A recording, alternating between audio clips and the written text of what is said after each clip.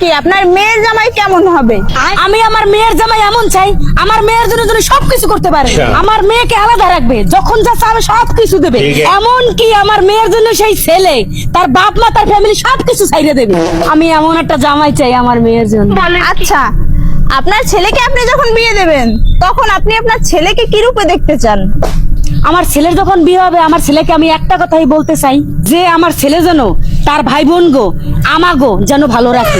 তার জন্য যদি তার সংসার, তার বউ ফুলা মেয়ে ছাড়তে হয় ছাড়বে, বাপ মা আগে, ভাই বোন আগে, তারপর বউ আচ্ছা।